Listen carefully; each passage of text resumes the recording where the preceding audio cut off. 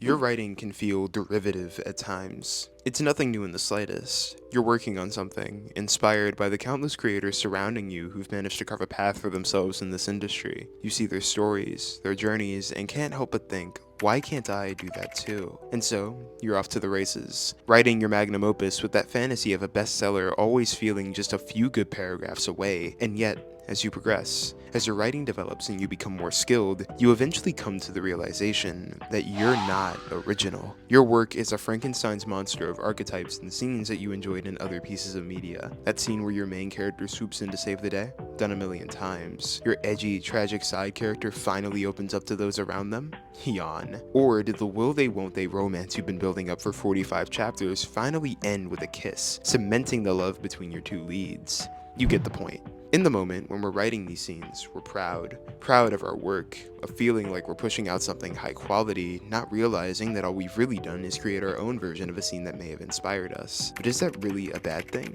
Hell, is it even avoidable? All of the scenes and engagements I described do not inherently make your work derivative. They're just tropes, a recurring theme or motif typically used in fiction. Experienced writers will understand the value of tropes, seeing as they go a long way in helping you define your work as a whole, as well as giving you a blueprint on what audiences may remember about your story. Newer writers tend to be afraid of tropes, mostly because they're afraid that too many tropes will lead others to denote their work as derivative. However, all they're really doing is depriving their work of the soul and charm that can come with a bit of comfortable predictability. In this video, we will discuss the utility of tropes, going over how tropes can be useful in the early stages of writing and how you can expand upon them, deepening your work without overcomplicating things. Hopefully, by the end of this video, you'll have crushed your fear of tropes as a whole, embracing the slight unoriginality that comes with sharing your true vision, and potentially realizing that tropes are not derivative inherently. First and foremost, we need to determine what makes something derivative in the first place. To be derivative is to overly derive from something, to take ideas from other sources and use them to build your own. You'll see experienced writers saying that every work is technically derivative, and while they're not wrong, the statement itself is unhelpful for newer writers trying to understand how they can make their stories stand out. When you think of works that are derivative, a few instances may pop into mind. For example, the teen dystopia genre is full of narratives that follow the same ebb and flow in a way that is honestly uncommon, even in genre writing as a whole. Divergent, The Maze Runner, and The Hunger Games, all while each having small differences, generally follow the same plot. A young, inexperienced but talented teenager leads their peers through a dystopian world, fighting against forces beyond their control before realizing that being unique was the real answer all along. I'm grossly condensing these narratives, but my point still stands. It all feels samey, derivative, as I said earlier, and this is something that they face criticism for, something that rarely happens with a well-done trope.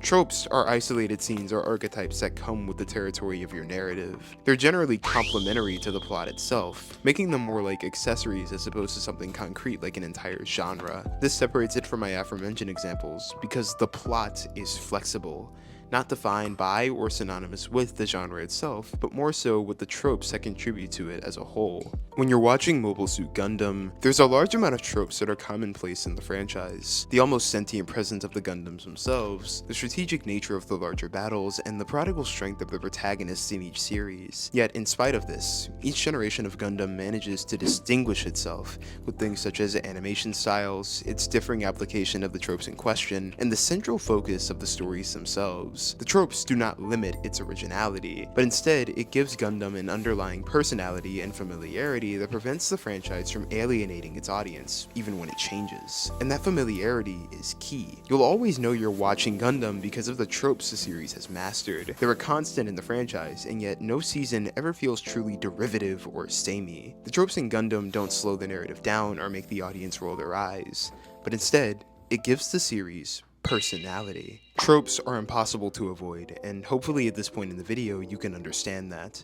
As long as your story has consistent characters with consistent personalities, tropes will find their way into your writing no matter what. But that's not always bad. Tropes, in particular character archetypes, can be helpful in the early stages of your writing. The predictable nature of many character archetypes can make it easier for your audience to get acquainted with characters in your narrative, setting the stage for early interactions and potential development in the future. Fairy Tail is a series known for this predictability. It ticks every box of the shonen anime bingo, and for many people, this renders the show so mid at best. However, Fairy Tail has a large and dedicated fanbase, even with its predictability because of the personality it exudes. The world of Fairy Tail is by no means original, and the tropes of typical fantasy stories won't take long to notice, but Hiro Mashima's magnum opus prevails by embracing every aspect of its world and characters unapologetically. The characters in Fairy Tail are almost caricatures of the tropes they take inspiration from, and the main hook of the narrative is seeing how these tropes and personalities clash with one another. The tropes at play establish dynamics in the minds of the audience before blows are even exchanged. Everyone is so unapologetically themselves that you can build a connection with them almost immediately, and before you know it, these characters have evolved into bigger and better versions of themselves through their experiences. The tropes put on display in Fairy Tail enhances the audience experience by establishing a clear personality for the series early on, therefore making it easier for readers and viewers alike to appreciate the cheesiness of its storylines. It's original in its unoriginality, but it doesn't matter because it's not here to reinvent the wheel, instead enthralling its audience in adventure after adventure, and giving Hiro Mashima himself a playground to tell basically whatever crazy fantasy story he wants to tell. I hope that in spite of all of my yapping, you understand what I'm getting at. As writing has evolved, the intimidation factor has as well. Everyone wants to write a good story, one that's deep and can resonate with a wider audience. They want to make something thought-provoking and interesting, and because of this, they focus much more on keeping their story original, sidestepping whether it's actually good or not. I'm exaggerating slightly, but regardless, writers are scared to write the stories they want to write because they fear that their work will be too similar to someone else's, that their work will be seen as derivative, when the only thing that could truly make a work derivative is, ironically enough, being uninspired. As long as you push forward and you're passionate about your craft, no matter what tropes you use or how you use them, it'll always be uniquely yours. My name is John Sage, and thanks for watching. Hello, it is Editing Room John once more, and as always, I would like to thank you for tuning in, watching this video, and, well, sticking around for the entire length.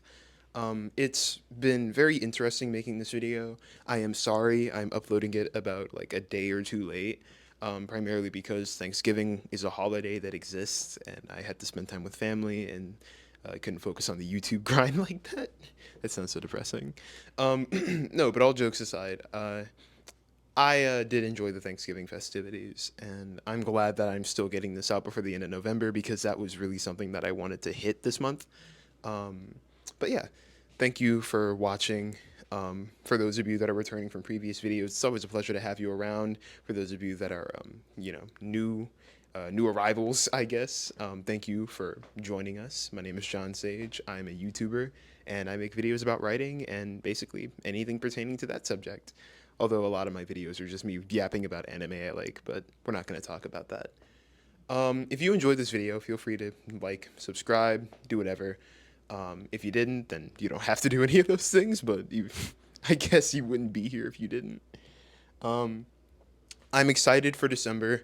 I'm excited to focus a lot more on my content. I'm excited to, well, really just show you guys how much I've been improving over the course of these past few months.